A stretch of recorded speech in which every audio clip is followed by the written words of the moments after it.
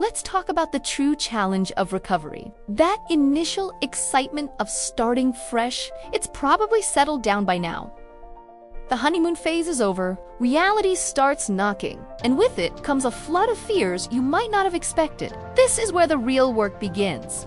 Fear isn't just an emotion in recovery. It's often the biggest obstacle standing between you and lasting change. It whispers lies about what you can't handle, what you can't live without, and what will happen if you keep going down this path. But here's the truth. Facing that fear is exactly where your transformation happens. It starts when your brain realizes this isn't temporary. The substances or behaviors you relied on aren't coming back. Your mind starts to panic.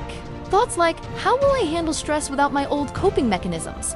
Or what if I can't do this? Start creeping in. These thoughts aren't a sign of weakness. They're normal. Your brain is wired for safety. And change feels dangerous, even when that change is healthy. Fear rarely shows up and introduces itself. Instead, it wears different masks. There's the fear of change. Your addiction became your routine, maybe even your identity.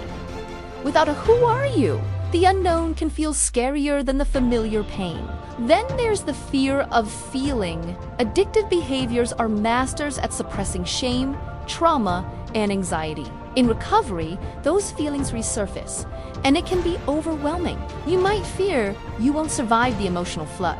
There's also the fear of shame and judgment. What will people think? Will they see me as broken? This fear can keep you isolated right when you need connection the most. And of course, there's the fear of failure. Maybe you've tried recovery before and disappointed yourself or others. That fear of failing again can be, and tied to that is the fear of loneliness. Recovery often means leaving behind old people and places, and the thought of being alone is powerful. Here's something that changed everything for me. Understanding the two types of fear. First fear is automatic. It's the racing heart, the sweaty palms, the intrusive thoughts. You can't control when it shows up. But second fear is your response to it. It's the fighting, the resisting, the I shouldn't feel this way thoughts. This is where your power is. You can't stop first fear from visiting, but you can choose not to add second fear to the mix. This is crucial because fear actively sabotages recovery. It paralyzes you, making you hesitant to try new things. It leads to avoidance, causing you to skip meetings or difficult conversations. It amplifies stress, making everything harder. Fear can even become a self-fulfilling prophecy.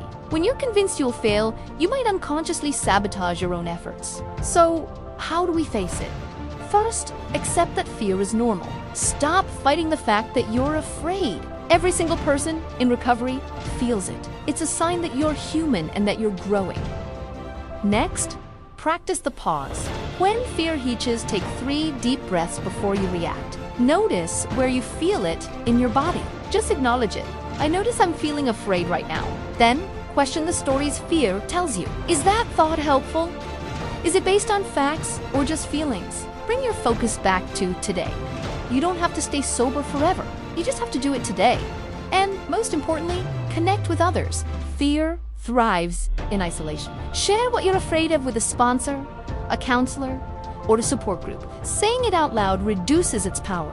You know, this might sound simple, but even what you wear can be your armor. Putting on something that reminds you of your strengths can genuinely shift your mindset. We believe motivational apparel isn't just about looking good. It's about carrying reminders of your courage. When fear whispers you're not strong enough, a shirt that says fearless becomes a physical reminder that you've chosen courage before and you can choose it again. And that's the real truth about courage. It's not the absence of fear. Courage is feeling the fear and moving forward anyway. You don't wait until you're not afraid to take the next step. You take the step while you're afraid. That's how you build your courage muscle. So here are your action steps for this week. First, journal about your biggest fear right now. Get specific. What are you actually afraid will happen? Second, share what you wrote with someone you trust. Fear shrinks in the light of connection. And third, practice one small, brave act every single day. Maybe it's just making eye contact, speaking up in a meeting, or trying a new coping skill. Remember, you have survived 100% of your most difficult days so far. You are so much stronger than your fear gives you credit for. This part of the journey is challenging, but it's also where you'll discover just how much courage you truly have. The fear you're feeling, It's not a stop sign, it's a sign that you're growing. Keep going. Thanks for watching, and don't forget to subscribe for more support on your journey.